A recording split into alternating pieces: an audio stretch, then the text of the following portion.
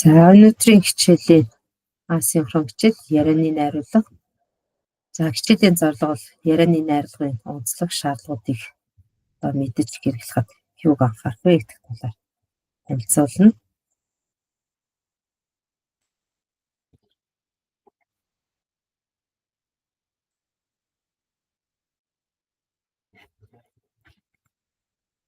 За ярианы найруулга гэдэг бол хүмүүс бие биетэйгээ харилцах явцад үүснэ амын ярианы найруулгыг хэлнэ. За өөрөөр хэлбэл хүний хэл яриа болон тухайн хүний дүр төрх зан чанарыг илэрхийллээ гэж үзэж болно. За ярианы найруулгад илтгэл, мэтгэл, зэн, ярилцлага, өдөр тутмын яриа орно. За зөв яриаг тодорхойлох зүйл бол ярианы найруулгын хэм хэмжээ гэж ойлгож болно. За ярианы найруулгын хэм хэмжээ гэдэг бол хүний ярианы илэрхийллийн зөв зохицол, төлөв байдал, хэв маягийн шаардлагыг хэлж өгдөг. За жишээлбэл ярианы соёл ёс зүгээр хүндэтгэлтэй байдаг тийм ээ. За үг хэллэгийг зөв хэрэглээ, дуу төрсний зохистой уялдаа, тод ойлгомжтой илэрхийлэл зэрэг зүйлсийг бол агуулдаг. За энэ нь ярианы талаар зөв дадал хэвшил үүсгэж харилцааг илүү үр дүнд хүргэх чухал үүрэгтэй гэж ойлгож болно. За хэл ярианд байх ёстой зөв чанарыг найруулах зөвч Сүхбаатар 10 зүйлээр тогтоосон байна. Нэгдүгээр нь хэл ярианы зөв чанар. За энэ бол үгийн учир утгын хувьд зөв сонгож хэрэглэх ойлголтыг хэлж байгаа. За мөн хэл ярианы онц чанар гэж. За энэ бол яаж бүхнийхээ санаагаа хүн санаагаа бол оновчтой гаргах гэсэн санаа хэлнэ. За 3 дугаарт нь хэл ярианы учир зүйн үйл дад чанар гэж чанар байна. За энэ үг яриа логик сайтай байна гэсэн үг. За 4 дугаарт нь хэл ярианы игэл жирийн байхын чанар байна. За үг яриа нэмэр хачиргүй үннээрээ байна гэсэн санаа хэлж.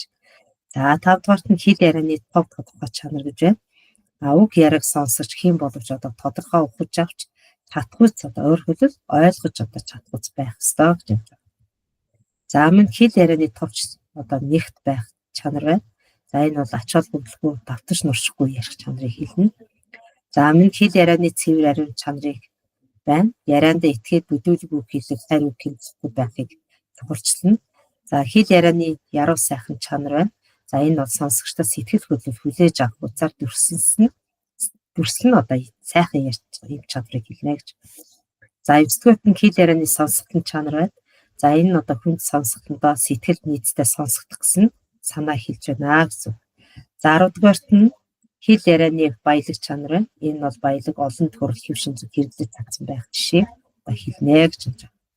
За ярианы дуудлага бол бичгийн хэлний дуудлагаас бол ялгаатай. Жишээлбэл бэлтгэх гэдэг үгийг бэлдэх, тэглээ, явсан үг гэдэг явсан, уулууд гэдэг уулаад гэх мэтлэн яах нь. За хэл яриад бол бидний ингэж өөр бичгийн хэлнээс өөрөөр хэлж байгаа гэсэн.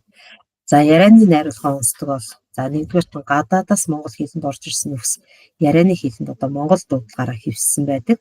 За дижурны гэдэг үгийг бол монголчлоо жижүүр, шотка гэдгийг шот гэх мэтээр хэлж даджээ. За ярианы онцлог дуудлага өөрчлөлтүүд байдаг. За үнэ тулчглаа гэхдээ бид нар хоёр ил биш нэг л илүүсгтэй дуудаж байгаа ийм жишээнүүд байна. За мөн 3 дахь онцлог бол ярианы найруулга үгийн бүтцээр бусад найруулгаас ялгарх нь бий. За чи олигтойхон шиг чанга дуугараач гэж өгүүлбэрт байгаа тэмдэг нэрийн дараа байгаа тэр хон гэсэн тийм ээ бүтээвэр давар орж сэтгэлийн үгайсыг илэрхийлж чи олигтой хий гэхгүйгээр олигтойхон хий гэж илэрхийлж байгаа нь тэр ханд хийн гэсэн бүтээврийг яах нь сэтгэлийн үгайс илэрхийлсний ийм бүтээн болгож гуйржээ гэж ойлгож байна. За мөн 4 дугаарт нь ярианы хэлэнд өгүүлбэр уртасгах, богиносгох, үгийн байрыг өөрчлөх, өгүүлбэр дутуу төгсгөх зэрэг элбэг тохиолддог. За жишээлбэл чи тэгээд яах санаатай байна да чи яах гэж байна. За яах үдэ тэгсгийгээд орхихоостой гэх мэтлэн ярилцдаг ийм амын ярианы онцлог жишээнүүд байна. За ярианы найруулгад энгийн сэтгэлийн үгайс илтгэсэн эсвэл анхаарлыг хандуулсан, болгоомжлуулсан зэрэг утга их хэмжээгээр хэрэглэгддэг. За хөөрхөдөө яасныг ядарч вэ гэхэд сэтгэлийн үгайс илэрсэн байна тийм ээ. Аав нь хэлээд байна шүү болгоомжтой яваараа гэтэл анхааруул болгоомжлогоо дутгыг илэрхийлнэ гэсэн.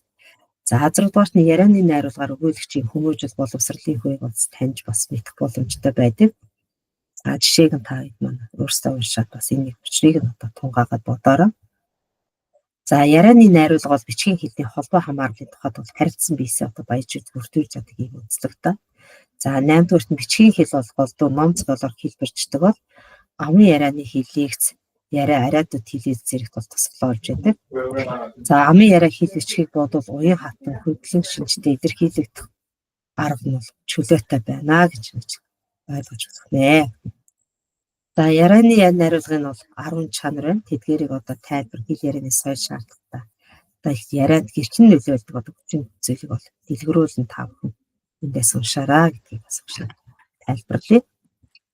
За ингээд энэ бүхнээс уншаад өөрсдийнхөө хичээлийн дараах асинхрон хичээлийн дараах сорилуудаа ажиллаад за тэмдэглэлээ илгээж өөрсдийнхөө оноогоо тооцоолаарай гэдгийг сануулъя.